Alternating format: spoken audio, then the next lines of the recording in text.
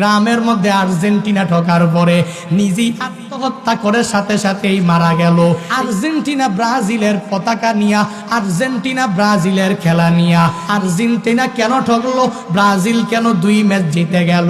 এই জেরদরিয়া চাঁদপুরের সদরের মধ্যে থাকায় দেখলাম ওই যুবকেরা এক বন্ধু আরেক বন্ধুকে ছুরি দিয়ে আঘাত করে দুনিয়া থেকে বিদায় করে দিয়া দিল।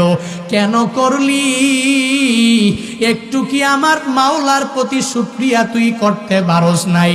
আল্লাহ তোকে বাঁচাইয়া রাখলেন ওই গর্বের মধ্যে, আল্লাহ তোকে ওখানেই মেরে ফেললে পারতেন। দুনিয়াতে আসার পরেও তোর মা তোকে 2টি বছর দুগ্ধ পান না করাইলেও পারতেন, কিন্তু ওইটা করে নাই।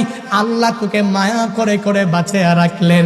এখন দুনিয়াতে একটু বড় হইয়া মায়ের কথাও একটু তুই চিন্তা করলি না, ওই বাবার কথাটাও তুই চিন্তা করতে পারলি না।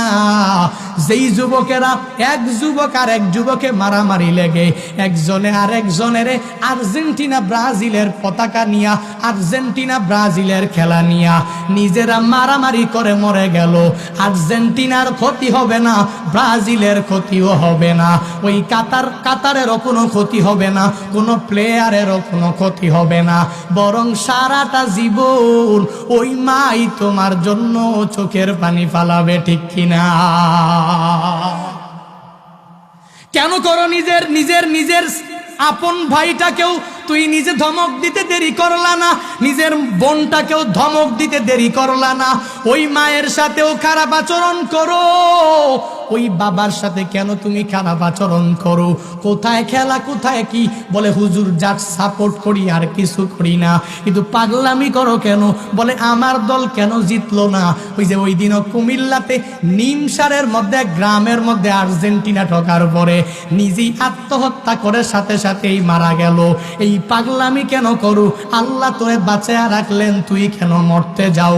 আল্লাহ তোরে এত মায়া করে বাঁচায়া রাখলেন, তুই কেন মরতে যাও? আল্লাহ এজন্যই এই আয়াতে কারিমার মধ্যে বান্দাদেরকে জানায়া দিলেন, হে বান্দারা, হে আমার বান্দিরা, 1 নম্বরে আনিস করলি, 1 নম্বরে আমি মাওলার শুকরিয়ায় তুই নিমজ্জিত হয়ে যাও, আমি মাওলার কৃতজ্ঞতা প্রকাশ করা আরম্ভ করে দাও। কেন করবি? কারণ আমি আল্লাহই তো আজও পর্যন্ত তোকে বাঁচায়া রাখলাম। ওই মা বাবার মাধ্যমে দুনিয়া দেখানোর ব্যবস্থা তো আমি করে দিলাম। ওই মা বাবার মাধ্যমে দুনিয়া দেখলি, আমি আল্লাহ তো হলাম সরাসরি তোর মালিক, আমি আল্লাহ তো হলাম সরাসরি তোর খালিক, আমি আল্লাহ তো হলাম সরাসরি তোর রাজ্জাক। তুই তোর মা বাবার মাধ্যমে আসলা, কিন্তু সরাসরি মালিক তো একজন, তিনি কে? আরো জোরে বলেন। আল্লাহ হলেন সরাসরি প্রত্যেকটা বান্দার খালিক। আল্লাহ হলেন প্রত্যেকটা বান্দার জন্য সরাসরি রাজ্জাক। দুনিয়াতে মা বাবার মাধ্যমে দুনিয়াতে আসলা, আর আল্লাহর কৃপা দয়ার মাধ্যমেই দুনিয়াতে আসতে পারলা। এজন্য আল্লাহ বলেন, 1 নম্বরে আমি মাওলার শুকরিয়ায় তুই নিমজ্জিত হয়ে যাও, আর 2 নম্বরে যেই মা বাবার মাধ্যমেই দুনিয়াতে আসতে পারলা, ওই মা বাবার সাথে ভালো আচরণ করু, ওই মা বাবার সাথে খারাপ আচরণ করবি না, ওই মা বাবার সাথে কশিনকালে অন্যায় আচরণ করবি না। 1 নম্বরে শুকরিয়া হবে কার? জোরে বলেন, আরো জোরে। 2 নম্বরে শুকরিয়া হবে মা বাবার। কথা কার?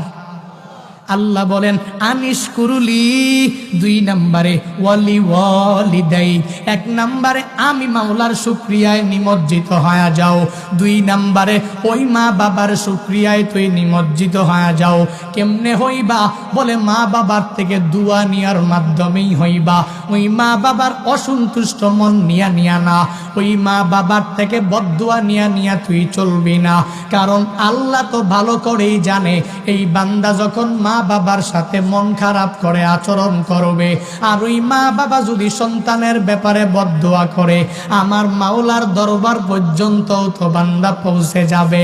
আর যদি মা বাবা সন্তানটাকে মাথার মধ্যে হাত দিয়া দোয়া কইরা দেয়, ওই দোয়া করতে দেরি হয়ে যাবে, আমার মাওলার দরবার পর্যন্ত পৌঁছতে দেরি হবে না, ঠিক কিনা?